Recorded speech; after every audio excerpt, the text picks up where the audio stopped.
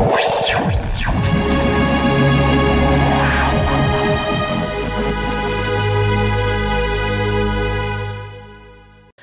it's SickBoy from the Gaminganarchist Collective and welcome to the Anarchic Eye for the 4th of December 2013. Right, well this is something of a PSA for UK consumers who are a wee bit strapped for money and also were struggling to get hold of a next-gen console before Christmas. Now O2 are offering bundle packages. That is if you buy the Nokia Lumia Windows phone or the Sony Xperia Z1. If you are willing to tie in for a 24-month contract, you will get a free Xbox One or a PlayStation 4 depending on which operating handset you get. If you're getting an Xbox One, you're looking at a £99 upfront payment. If you're looking for a PlayStation 4, it's an £89 upfront payment. Now both of these clock in at £52 a month line rental, which is somewhat akin if you have an iPhone and you pay that amount. That is fairly similar for an iPhone, but for those phones are significantly higher. If you are looking to get hold of one of these consoles on credit, because that's basically what you're doing, you are going to be paying roughly £700 for the console. Okay, so you're paying twice what the console's really worth. Certainly twice what the PS4 is worth and almost twice what the Xbox One is worth. If you are interested in getting hold of one of these machines and you don't have credit, I recommend going somewhere like shop2.net where you can actually get the machine on credit. You will pay about £20 a month over 12 months and you'll actually get the console for much cheaper than if you go through with this phone contract. Be very careful about tying yourself in to a 2-year mobile phone contract for a free console. It's not a free console. You're paying for it monthly and you're paying for it through the goddamn nose. Right, well, DICE are backpedaling again and trying to justify themselves. They have claimed, quite rightly so, that getting 64 players on a server and having 60 FPS on console Battlefield 4 was more important than higher resolution. And I agree that it is. It is the most important thing.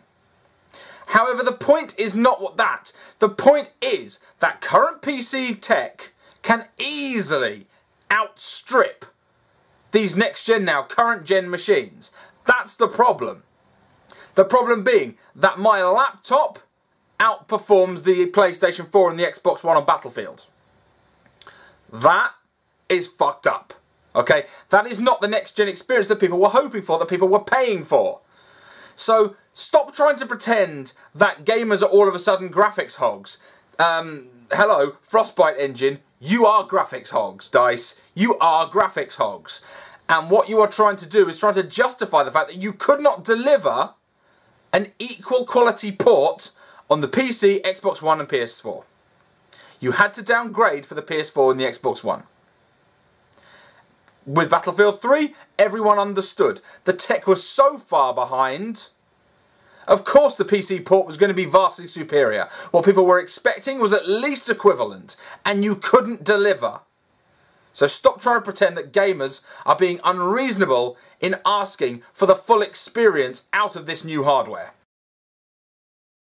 Right, and sticking with Battlefield. Those of you who are considering buying Battlefield 4, I recommend that you wait. Now, DICE have announced that they're actually stopping development on all other projects until they manage to get Battlefield 4 functioning. Oh yeah, they have fully accepted that the game is in such a mess, they need to stop development on games like Battlefront and focus on actually getting Battlefield working. There's been issues where when the new patch came out, it was crashing the game even worse than before. Jesus Christ. Again, this is a next-gen launch title. This is meant to be what's going to get everyone excited for buying this new hardware, and what you've delivered is a choppy and broken experience that you are now going to have to waste substantial amount of developer time and your own money in order to get this game functional. That is absolute fucking bullshit. And you came out thinking that you were going to compete with the likes of Call of Duty, who even with a terrible PC port of Ghosts are fucking handing it to you just purely in console sales. You cannot be a proper competitor in the competitive FPS market if you can't release a game that fucking works. Well, Forza 5 was bad, but it turns out Gran Turismo 6 is even worse. The microtransactions have just been announced. And oh my god, if you want to have a Jaguar XJ13 in Gran Turismo 6, you have to pay £119 sterling in microtransactions.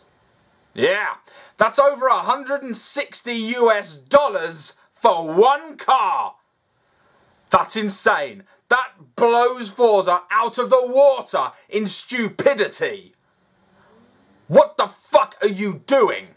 This is what's happening to AAA games. Certainly games like racing games where it comes to unlocking cars and upgrading your cars and doing the sort of spec, and you're going to end up with this kind of situation. This is like turning into Farmville. It's turning into, do you want to grind for hundreds and hundreds of hours, or do you want to pay a huge amount of money?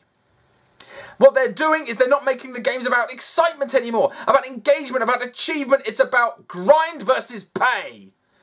A game should never be about that. Any kind of added value transaction should be on the grounds that you love the game and you want to get more out of it, not a paywall in order to bar your enjoyment. That is absolute fucking shit.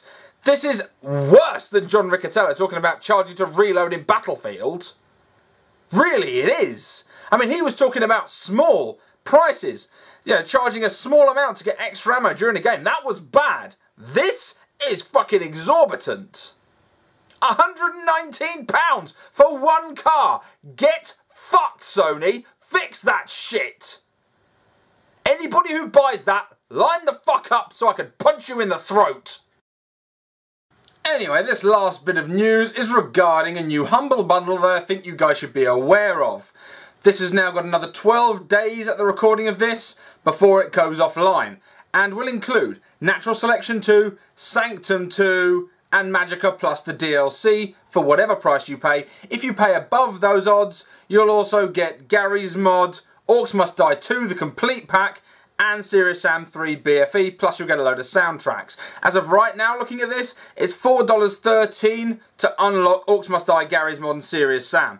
And they've claimed that there's going to be additional games coming out. So if you're a PC gamer, for the price you're looking at here, you are getting a decent amount of games. It is worth considering. I picked up this bundle yesterday and gave out a copy of Gary's Mod because I have it going spare, which is nice as well because the gifting feature is back in Humble Bundle, as I announced a few weeks ago. So, good news all around there, and if you're interested in any of those games, hell, if you're just interested in Natural Selection 2, hell, pay a couple of pennies for it and give the other two games away. Or pay above the odds and get the whole lot. It's always worth considering with regards to the Humble Bundle, because you can get some terrific deals, and I do think this is one of them.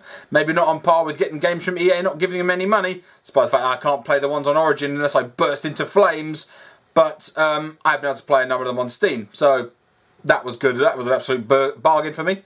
Anyway, guys, you've been looking through the 2020 vision of the Anarchic Eye. Thanks a lot for watching. I'll catch you guys later.